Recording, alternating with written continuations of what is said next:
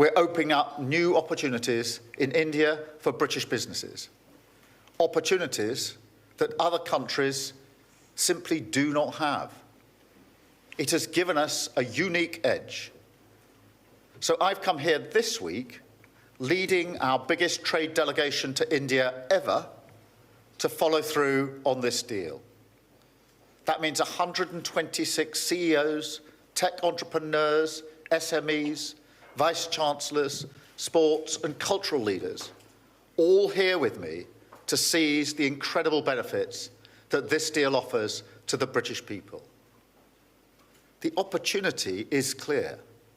Just look at the sheer scale of India, the world's largest democracy, on track to become the third largest economy by 2028, an economic superpower in the making.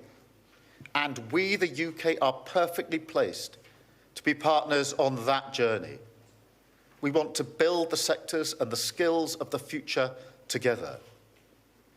So this trade deal is a launchpad to boost British leadership in everything from tech to life sciences to renewable energy and much more beyond that. And we've seized these opportunities in full this week, delivering real results for the British people, securing new investments into the UK worth £1.3 billion and creating 10,600 jobs. That's remarkable. It includes 1,500 jobs in the Northwest, over 1,000 across the Midlands, 200 in Yorkshire and the Humber, and 700 in Northern Ireland. Great jobs in advanced engineering, in defence, in car production, filmmaking and technology, delivering real change that people will see in their communities up and down the country. And that's what this is all about. And what we're doing together in tech is a great example. The UK is one of only 3 countries in the world with a $1 trillion tech sector. India is poised to be the 4th. We're both top 4 AI powers, and we're taking this opportunity to go further. We're deepening the UK-India Technology Security Initiative to boost opportunities for great British companies and deliver dozens of new investments into the United Kingdom, harnessing tech as one of the biggest engines that we have for jobs and for growth. Other standout wins this week have come in filmmaking, with the announcement that 3 new Bollywood blockbusters will be made in the United Kingdom. And in education, with the announcement today that the University of Lancaster and the University of Surrey will open new campuses in India, joining other British universities setting up here, and making the UK India's top international education provider. So we're out there leading the way and winning these opportunities for our country, because the fact is, this relationship matters more than ever across the economy, security, energy, climate, and more. Our history together is deep. The human connections between our people are truly special. So this week we've built on all of that, building on our historic trade deal. We're remaking this partnership for our times. Forward-facing, focused on winning the opportunities of the future together and bringing them home for the British people. Now, before I open up for questions, I want to strongly welcome the news that a deal has been reached on the first stage of President Trump's peace plan for Gaza. This will come as a profound relief for the hostages and their families and the civilian population in Gaza, and for the whole world. And we will now work with our partners to ensure that this deal is implemented in full and without delay. Thank you. And now I'll take a few questions, and I'm starting with Alex from the BBC. Prime Minister, thank you very much. Alex Forsyth, BBC News. You've just described the Gaza peace plan as a moment of profound relief. Can you spell out what you see as the next steps for the future governance of Gaza, and who should that involve? And when you discussed the war in Ukraine with Prime Minister Modi, did you raise the issue of India buying Russian oil? Well, let me start with Gaza because, as I say, I strongly welcome this deal, and I will take this opportunity to put on record my thanks to President Trump for his leadership on this, to the Qataris, to Egypt and Turkey, who've done really important work in the negotiations. It is a relief to the world, and I think particularly of the hostages who've been held a very long time and their families, and to all the civilians in Gaza who've been so affected by this conflict. And so it does now need to be implemented. And as for the next stages, we, the UK, stand ready to work with others on implementing the next stages. We're set out in the plan, but it is a really important step that's been reached here, and that's why I strongly welcome it. On the question of Ukraine and Russia, yes, we did discuss that this morning with President Modi, and we each went through the steps we're taking to bring about a resolution of the conflict.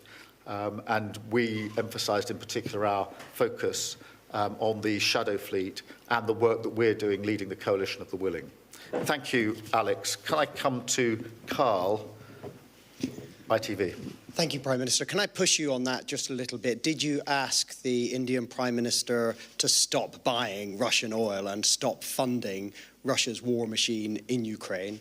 And separately, did you raise the issue of British man Jagtar Singh Johal?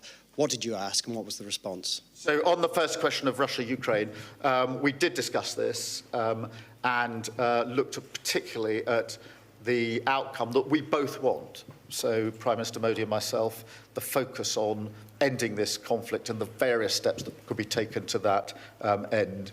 And that was a wide-ranging discussion, but we did set out the steps that we are taking in relation to energy, particularly on the shadow fleet, and the work of the Coalition of the Willing.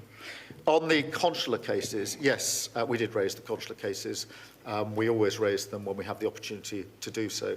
I should say that the Foreign Secretary is meeting the families in coming weeks, as well as raising it today. Thank you. Sam from Sky. Sam Coates, Sky News. Prime Minister, it looks like Tony Blair is going to have quite a big role overseeing Gaza. Should we trust his instincts on that? And also, you spoke to the boss of Infosys yesterday about the successful rollout of digital ID in India. What lessons did you take away from that conversation?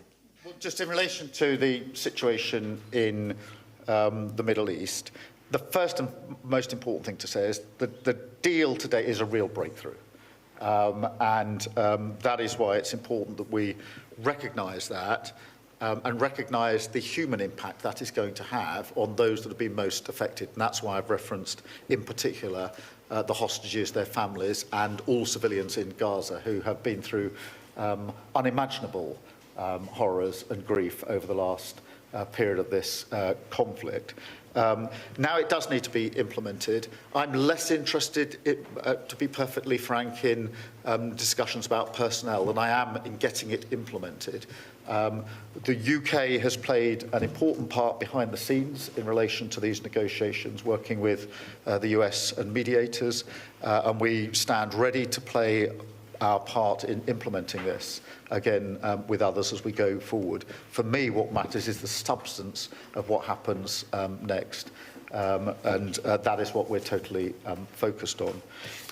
In relation to digital ID, we did discuss this yesterday, and in particular the benefits that it has brought in India. We've obviously also looked at other countries, Estonia, for example, and the speed with which it allows citizens here to access services, particularly financial services, is something that was recognised in our discussions yesterday and actually at the FinTech discussion that we had today as well. So we're looking at those examples of how digital ID helps individuals with the processes that sometimes take too long and are too cumbersome and makes them easier for them. Thank you very much. Can I go to Paul at Channel 4? Good afternoon, Prime Minister. In the first line of your statement this morning, and you've just repeated it now, you called it, quote, President Trump's peace plan for Gaza. So, yes or no, do you now think that President Trump will be a deserved winner of the Nobel Peace Prize? Well, look, it is a very significant step forward, and it would not have happened without President Trump's leadership on this. And I want to be really clear about that, and I say that from the informed position of the UK having played a part behind the scenes in this with the US and with the mediators. What matters now is to press on and implement this. All parties need to implement and agree and take forward the commitments that they have made to the next stage. That is hugely important. We will work with others to ensure that that happens, but my focus now is moving this from the stage it's at now, which is really welcome, strongly welcomed, to ensuring that we now move on to the next stage and make a success of this, because that matters to me more than anything else. Thank you. Catherine, GB. Catherine Forster, GB News, thank you. Prime Minister, we've all seen thousands of pictures of you, very large, round this city, and people clearly delighted to see you. How does that feel? And also, though you're very popular here, you're really very unpopular at the moment at home. And, you know, digital ID had public support, you announced it.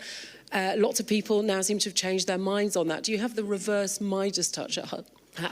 Pardon me. Well, look, firstly, just in relation to the situation here in India, it is really good that the UK is as welcomed as it has been these last 2 days in India. That is good for the United Kingdom.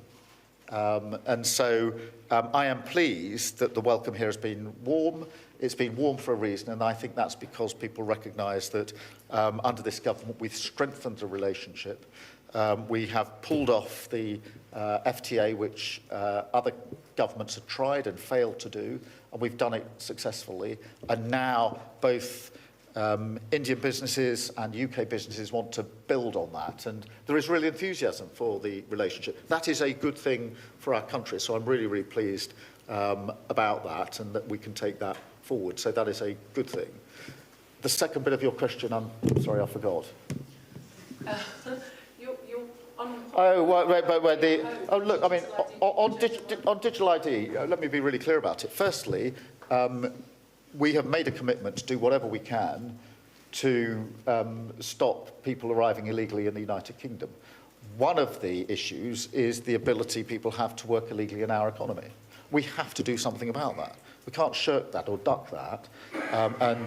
We had a strong manifesto commitment to deal with it.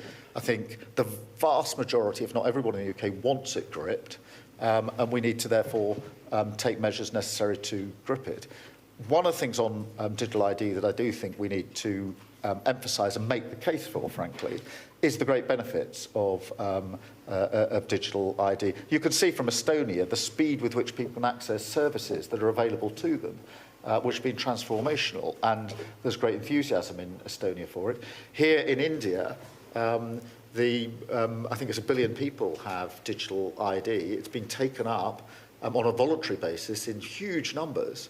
Not least because it means that you can access your own money, make payments so much more easily than is available with others. So I think now we need to go out and make that case of the huge benefits that this will bring. There needs to be a national debate about it. And I think that the more people see the benefits that come with this, the more, as has happened in other countries, people say, that will make my life easier. And therefore I want to get on with it. Thank you very much, Catherine. I've got Jess from The Guardian. Prime Minister, thank you. You've got a huge trade delegation here, and I think the last time there was one this big was Theresa May's delegation to China in 2018. I wonder if you can tell us whether that country is next on your list next year for a big trade trip, and do you have the same hopes for that relationship as the way you've improved it here? Well, I'm really pleased that this is the biggest trade mission ever to India, and actually one of the most diverse in the sense that we've got big businesses, iconic businesses, We've got smaller or medium-sized businesses, but we've also got universities represented through their vice-chancellors, sports bodies, cultural bodies, filmmaking bodies, fashion industry, have all come together in this trip. And that shows the breadth of the possibility because they've come here to take advantage of those opportunities. Yes, I want to press on with others. We've already obviously got a trade deal with the US and with the EU. In the more uncertain world of tariffs, I think it's to the advantage of the United Kingdom to lower trade barriers with other countries. In relation to China, that's not on our list for a trade deal as such, but our position is to cooperate where we can, challenge where we must, and that's been the consistent policy of the government in relation to China. Thank you very much. I've got Aubrey from the Times. Hello, Prime Minister. Aubrey Allegretti from The Times. On that theme of the challenge, I'm hoping you can clear up some of the claims around the China spy case. Today we've heard from Mark Sedwill, who's obviously a predecessor of Jonathan Powles as National Security Advisor, and he said that, of course, China is a national security threat, and he finds the official explanation about why the trial collapsed very hard to understand. So if he's saying that, he can't be the only one. Can you say categorically whether any minister or Jonathan Powell was involved in the decision not to provide the CPS with evidence that, at the time the offences were alleged to have taken place, China represented a threat to national security? If ministers didn't take that decision, who did? And finally, can you explain why the government refused to provide this evidence when there are multiple examples on the public record from the time of China being referred to as a threat to national security? The evidence in this case was drawn up at the time and reflected the position as it was at the time. And that has remained the situation from start to finish. That is inevitably the case because in the United Kingdom you can only try people on the basis of the situation as it was at the time. You can't try people on the basis of the situation as it now is or might be in the future. And therefore the only evidence that a court would ever admit on this would be evidence of what the situation was at the time. So that's the base on which the evidence was drawn up. The witness statements were drawn up, and I can be absolutely clear, no ministers were involved in any of the decisions since this government's been in relation to the evidence that's put before the court on this issue. The evidence was the evidence as it then was. That's the only relevant evidence. That evidence was the situation as it was under the last government, the Tory government, rather under this government. It's not a party political point, it's a matter of law. You can only try someone on the basis of the situation as it was at the time of the alleged offence. You can't try them on the basis of the situation as it might evolve weeks, months, years down the line. That's a fundamental, and that's at the centre of this particular issue. Thank you very much. And then Times of India. Yes.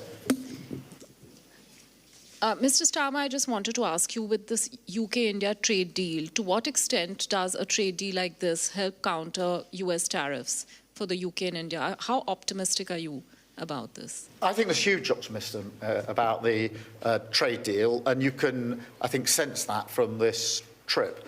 There was optimism in July in Chequers when we hosted Prime Minister Modi and we signed the deal.